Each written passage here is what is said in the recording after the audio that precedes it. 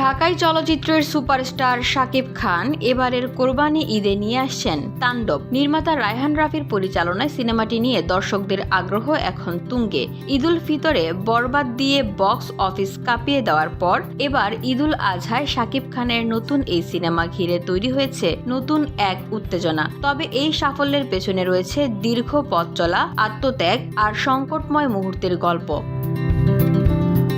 25 বছর পূর্ণ করলেন শাকিব খান বাংলা চলচ্চিত্রে। অভিনয়ের রজত জয়ন্তী উপলক্ষে সম্প্রতি মেরিল প্রথম আলো পুরস্কারের 26তম আসরে পেয়েছেন বিশেষ সম্মাননা। এই বিশেষ মুহূর্তে শাকিব মঞ্চে উঠে ভাগ করে নেন নিজের জীবনের এক কঠিন অধ্যায়ের কথা। শাকিব খান বলেন, কিছুদিন আগে যখন আমেরিকা থেকে ফিরেছি তখন নিজের কাছের মানুষদের মুখ থেকেই শুনেছি, তোমার দিন শেষ শাকিব। ভেঙে পড়েছিলাম, হতাশ হয়ে ভাবতাম সত্যিই বুঝি আর কিছু হবে না আমার দ্বারা। সেই আপন মুখগুলোকেই একসময় অন্যরকম দেখেছি, কষ্ট পেয়েছি, হতবাক হয়েছি, কিন্তু এখানেই থেমে যাননি তিনি। বললেন, ভাবলাম একটা শেষ চেষ্টা তো করাই যায়। বসুন্ধরা, উত্তরা, বনশ্রী, কুড়িল ও বাড্ডা সহ রাজধানীর বিভিন্ন স্থানে অভিজাত ও অত্যাধুনিক মানের ফ্ল্যাট কেনার এক নির্ভরযোগ্য প্রতিষ্ঠান প্লেজেন্ট প্রপার্টিজ লিমিটেড।